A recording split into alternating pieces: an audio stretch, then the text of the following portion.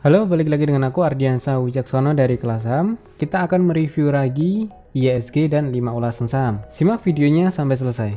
Yang pertama adalah IHSG. IHSG masih berada di tracknya.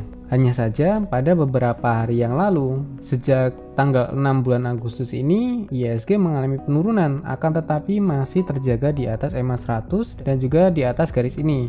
Ini akan aku perbaiki dulu garisnya, jadinya seperti ini. Nah, masih terjaga di atas garis. Indikasinya cukup bagus. Terlebih pada hari Kamis kemarin, IHSG kembali di atas EMA 20 dan juga Jumat kemarin sempat naik lagi di atas garis yang atas ini.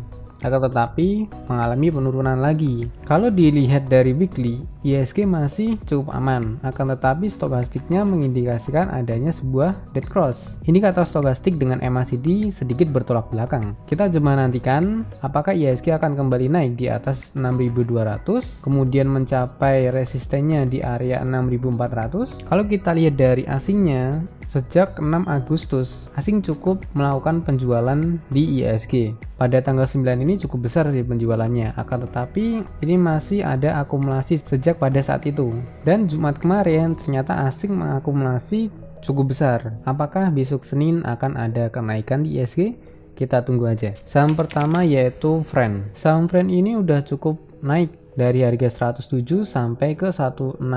Rumornya sih akan dibawa ke 300. Cuma nggak tahu nih apakah akan dibawa ke sana beneran atau enggak. Untuk saham Friend ini dia sedang ada koreksi. Kalau kita bikin sebuah chart, maka dia cenderung mengalami penurunan. Ini aku ambil garis ini berdasarkan data yang udah ada. Dia ditahan di EMA 100. MACD pun dia ada perubahan dari yang positif menjadi negatif. Ini cukup diwaspadai apakah akan berlanjut penurunan atau enggak. Terlebih Jumat kemarin dibawa sampai ARB dan dikunci nih di ARB-nya. Sekarang kita lihat dari sisi broker summary-nya. Hari Jumat kemarin emang beneran sih lagi didistribusikan oleh broker RF dan juga broker BK. Jadi cukup diwaspadai sih ini, friend. Dia ada supportnya di area 135 di titik tertingginya pada swing high-nya yang lalu. Kalau dia ada di bawah 135 itu cukup diwaspadai karena titik-titik supportnya cukup dalam sih, antara 125 dan kisaran 111 sampai 114 antara itu. Yang kedua saham agro. Untuk saham agro ini cukup digojek sih kemarin karena 3 hari berturut-turut dia closingnya hampir menyentuh ARB, bahkan 2 hari pada tanggal 9 dan 10 itu ARB, dan pada Kamis kemarin ternyata dibawa ARB lagi, tetapi ternyata dia dibawa naik dong. Ini udah hal yang biasa sih di market. Kenapa? Karena kalau mengalami penurunan itu biasanya ada yang nambung barang. Coba deh kita cek sejak tanggal ini 5 Agustus. Ternyata sejak tanggal 5 Agustus sampai hari Kamis kemarin, tanggal 5 sampai tanggal 12 kemarin emang udah didistribusikan oleh PD, YP dan juga MG. Cuma kita lihat pada hari Jumat kemarin gimana? Ada yang sedikit unik sih, yaitu diakumulasi oleh MG. PD masih beli di sini, yang artinya MG ini cuma membantu untuk menaikkan harga. Seperti kita tahu, MG itu biasanya dia untuk scalper. Beberapa persen dia naikin lalu kemudian dia keluar. Yang harus diwaspadai adalah itu. Apakah candle ini dead cat bond atau ternyata candle pembalikan untuk menuju ke garis atasnya ini. Kalau dilihat dari 15 menitnya, ini agro diangkat pada akhir sesi. Cukup mengagetkan sih dengan volume yang cukup tinggi. Menurutku saham agro ini ada kemungkinan untuk naik lebih tinggi. Tetapi dilihat dulu kondisinya besok Senin. Pakai time frame 15 menit aja. Lihat apakah dia bisa bertahan di atas EMA 100-nya atau enggak. Kalau bisa bertahan di atas EMA 100-nya, ada kemungkinan dia melanjutkan kenaikan. Tapi kalau enggak, itu berlaku sebaliknya. Saham selanjutnya yaitu TINS. Saham TINS ini masih bergerak sideways, tetapi cenderung mengalami penurunan. Sayangnya, dia berada di bawah EMA 20 dan EMA 100-nya. Bisa dikatakan ini minor downtrend. Saranku kalau kamu mau masuk TINS, berhubung ini adalah saham komunitas, awasi juga pergerakan harga timah. Kalau mau lebih aman, dari sisi teknikal, beli aja ketika dia ada di atas EMA 100. Lebih bagus lagi dia breakout garis ini, yaitu di atas 1800-an. MACD juga masih di area negatif. Untuk time frame 15 menit memang dia ada pembalikan nih, dan juga ada volume yang cukup mencurigakan dua ini dengan MACD yang mengalami kenaikan. Kalau dari broker summary-nya itu gimana nih? Dia cenderung distribusi oleh SQ, GR, dan juga AK. Net buyer-nya itu ada NI, DX, dan juga PD. Tapi cukup perlu diperhatikan karena di sini ada SQ, GR, dan juga AK. Ada juga BK dan CS. Taulah kelima broker ini itu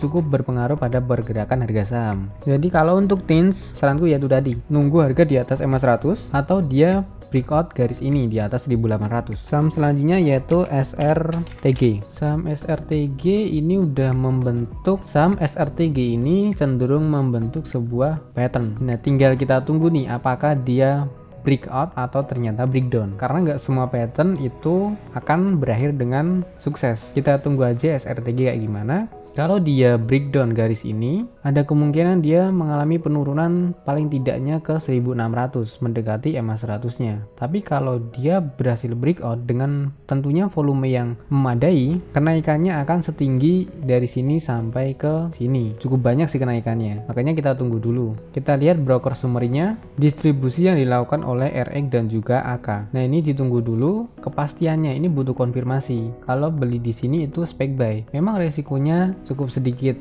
akan tetapi kalau adanya pattern kita butuh sebuah konfirmasi, sebuah candle konfirmasi apakah mengalami penurunan atau justru mengalami kenaikan. Bisa aja patternnya seperti ini nanti berubah lagi bentuknya pattern flag, yaitu garisnya dari sini jadi miringnya ke sini, itu bisa aja, tinggal kita sesuaikan arahnya besok mau kemana. Kalau MACD-nya pun masih negatif, belum mengindikasikan adanya sesuatu yang positif. Saham selanjutnya yaitu Baca. Oke, saham Baca ini ya kemarin sempat naik, padahal prediksinya turun, ternyata market berkata lain. Happy cuman buat yang profit pada saat dia naik 19%-an. Untuk saat ini saham Baca kurang begitu bagus. Dilihat dari volumenya, ketika dia sedang ada antusias untuk dinaikkan, sedang digerakkan, itu volumenya cenderung bagus, bahkan di atas rata-rata. Akan tetapi ketika saham itu diturunkan, dia kurang adanya antusias, yang artinya saham ini sedang ditinggalkan. Kita cek dari broker summary-nya. Jumat kemarin ternyata udah ditinggalkan oleh YP, tapi masih ada akumulasi oleh OD dan juga MG. Kita cek sejak dia awal kenaikan 29 Juli, ternyata dia udah didistribusikan oleh YP. Cukup banyak, lain 2 juta dengan bayarnya sekian. Oke, kita cek deh 3 hari terakhir kayak gimana. 2 hari terakhir nih masih diakumulasi oleh OD. Ini cenderung nambung barang sih. 1 minggu terakhir sudah didistribusikan oleh YP, YP dan juga NI. Jadi 3 broker ini cukup lumayan untuk menggerakkan harga. Jadi perlu diwaspadai kalau mereka udah keluar. Ini belum bagus lagi untuk ditradingkan. Memang dia sedang ditahan di EMA 20. Cuma tekanannya dia kerasa di sini. Menurutku saham Baca ini ada kemungkinan untuk dia lanjut turun, paling enggak ke 471 di area resistennya. Kalau ini nggak bisa bertahan, lanjut lagi ke EMA 100. Oke, sekian videonya. Terima kasih bagi yang sudah menonton. Semoga ini membantu. Jika ada pertanyaan atau ingin diskusi, silahkan tuliskan di kolom komentar. Jangan lupa subscribe dan aktifkan lonceng notifikasinya biar kamu tahu kalau aku udah upload video baru. Terima kasih.